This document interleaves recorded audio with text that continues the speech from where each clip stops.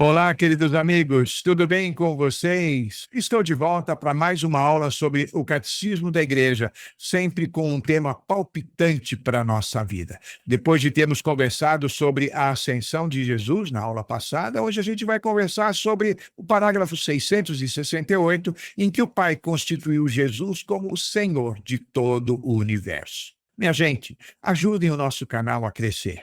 Por favor, se inscreva, curta, compartilhe este vídeo, mande para os seus contatos e redes. Vejam, é possível que alguém se converta e conheça Jesus depois de ter assistido a uma dessas nossas aulas. Portanto, enviar este vídeo para os seus contatos é uma forma de você evangelizar também, não é? E ao final desta aula, se você tiver gostado, por favor, dê aí o positivo, tá joia? Eu sou Ronaldo Pedroso e eu retorno logo após a nossa vinheta. Até já.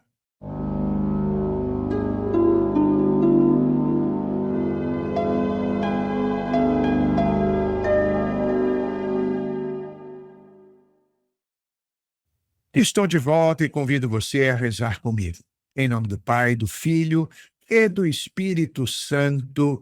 Amém. Inspirai, ó Senhor, as nossas ações e ajudai-nos a realizá-las, para que em vós comece e para vós termine tudo aquilo que fizermos. Por Cristo, Senhor nosso. Amém. Santa Maria, Mãe de Deus, rogai por nós. Em nome do Pai, do Filho e do Espírito Santo. Amém. Meus caros, no parágrafo 668, nós vemos que Cristo, morto e ressuscitado, é Senhor de vivos e mortos. Ou seja, Cristo, pela sua morte e ressurreição, foi constituído o Senhor do universo. Essa verdade é o fundamento da fé cristã. Vamos ver como tudo isso aconteceu. Naquela manhã de Pentecostes, logo depois do Espírito Santo ter sido derramado sobre os apóstolos, Pedro saiu em praça pública e iniciou uma espetacular pregação que, segundo o relato dos Atos dos Apóstolos, converteu 3.000 pessoas. Sensacional, não é? E nesse discurso, Pedro proclama que Jesus foi executado na cruz pelas mãos dos ímpios, mas Deus o ressuscitou porque não era possível que ele fosse retido em seu poder. Sim, naquele discurso, Pedro proclama, dá testemunho que Jesus ressuscitou. E como vimos em nossa aula passada, depois de ter ressuscitado e ter estado com os seus discípulos, Jesus voltou ao Pai, foi elevado aos céus, mas prometeu que retornará um dia para julgar os vivos e os mortos. E Pedro completa em sua pregação: saiba, portanto, com certeza toda a casa de Israel, Deus o constituiu Senhor e Cristo, este Jesus a quem vós crucificastes.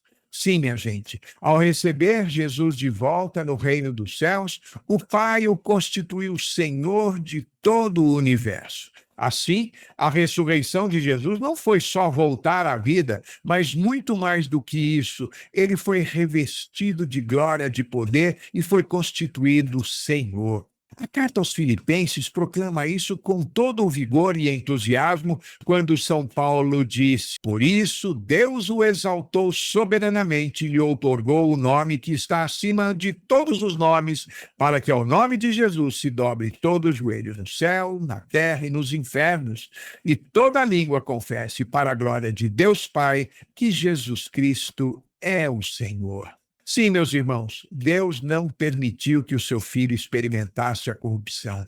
Pelo contrário, o Pai o exaltou e o glorificou. Deus deu a Jesus um nome que está acima de todo nome. Mas não só isso, o Pai concedeu a Jesus todo o poder no céu e na terra. O Pai o encheu com o Espírito Santo e o constituiu Senhor e Messias. A ressurreição, exaltação e glorificação de Jesus são o ponto alto da sua obra da salvação. Se Cristo não tivesse ressuscitado, vã seria a nossa fé. Se Cristo não tivesse sido glorificado, vãs seriam a nossa pregação e a nossa esperança. E eu digo a vocês que o ponto alto da glorificação foi a recepção do Espírito Santo. O grande prêmio que o Pai concedeu ao seu Filho em sua exaltação foi uma nova e mais abundante efusão de seu Espírito Santo.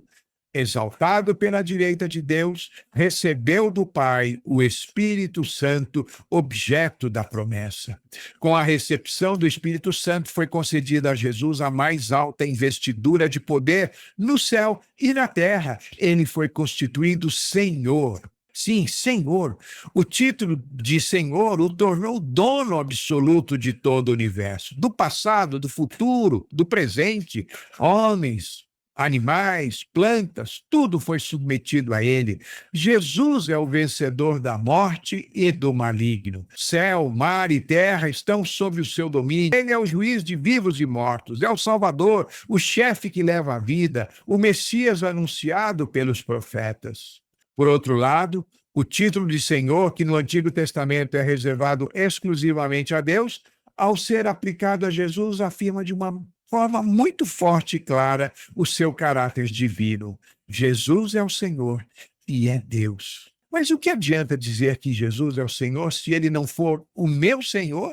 É verdade, meus caros, o domínio e o senhorio de Jesus deve se estender sobre todo o universo, mas de forma concreta e especial sobre aqueles que creem no seu nome. Jesus é o Senhor, sim, mas deve ser o meu Senhor, o meu Rei. Ou seja, aquele que decide em todas as áreas da minha vida e quem governa a minha existência. Ele dirige todos os desejos e vontades. Ele toma todas as decisões da vida, as grandes e as pequenas. Meus irmãos, a palavra nos diz: se confessares com a boca que Jesus é o Senhor e creres em teu coração que Deus o ressuscitou dentre os mortos, serás salvo. Não é lindo isso? Trata-se de proclamar o senhorio de Jesus em todas as áreas de nossa vida. Isso de maneira nenhuma anula a nossa personalidade ou capacidade de decisão. Muito pelo contrário, é no senhorio de Jesus que experimentamos a verdadeira e plena liberdade dos filhos de Deus. Dessa forma, meus caros, ou o senhorio de Jesus é total, ou não é senhorio.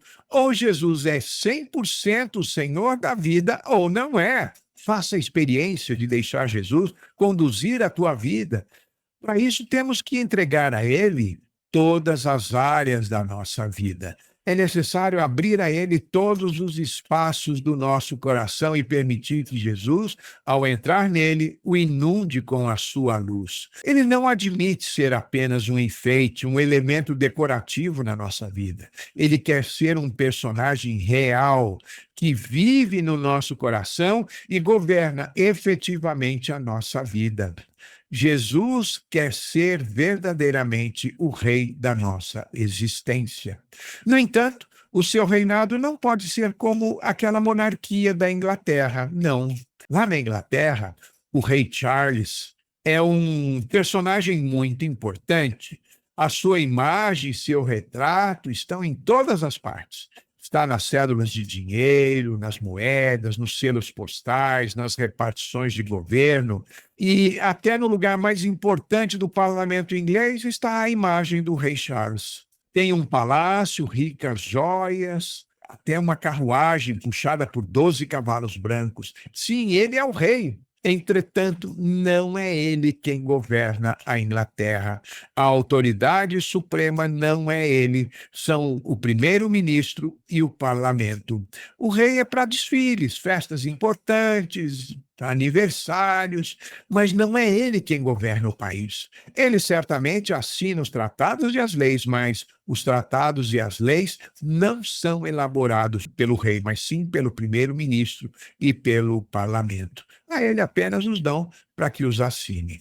Há muitos cristãos que encaram o reinado de Jesus, o Rei dos Reis, como o rei da Inglaterra. Cada qual faz as leis sobre como quer viver, os projetos da sua vida, toma as decisões, depois nem envia para Jesus para que ele aprove ou assine, não permitindo a ele que tenha parte na sua elaboração. Outros penduram a imagem de Jesus numa medalha de ouro, numa corrente, ou seja, Jesus e seu reinado para eles são apenas algo exterior, porque quem governa as suas vidas não é o Senhor, e sim eles mesmos. Jesus é algo apenas exterior, que faz parte de suas vidas, mas não é o centro, nem é verdadeiramente o Senhor. Outros ainda têm a imagem ou um quadro de Jesus em sua casa, mas só como enfeite, porque quem governa esse lar e essa família não é Jesus, e sim eles mesmos. O quadro é um enfeite, Jesus não é realmente o Senhor ali. Cristão não é aquele que tem uma imagem de Jesus na sua casa ou no seu pescoço, mas é aquele que é uma imagem de Jesus na sua casa e fora dela, no mundo. Cristão não é para dizer com a sua boca, Senhor, Senhor, mas o que realmente vive fazendo a vontade do Pai dos céus. A diferença fundamental entre um cristão e um pagão é que o pagão fala, se diverte e pensa vivendo segundo os desejos da carne, com os critérios do mundo e fazendo sempre a sua própria vontade. O cristão, ao contrário, vive segundo a vontade do Senhor, dirigido pelos valores do Evangelho, com os critérios de Cristo e impulsionado pelo Espírito. O cristão não pode ter o cheiro do mundo, mas o cheiro do céu. Não basta que Jesus seja nosso Salvador, meus caros. É necessário que ele chegue a ser igualmente o nosso Senhor. Ou, de outra forma, a obra salvífica fica incompleta. Jesus venceu tudo e agora reina por amor. Então, o parágrafo 668 nos lembra essa verdade que, se a gente deixar entrar no coração, muda completamente a forma de viver.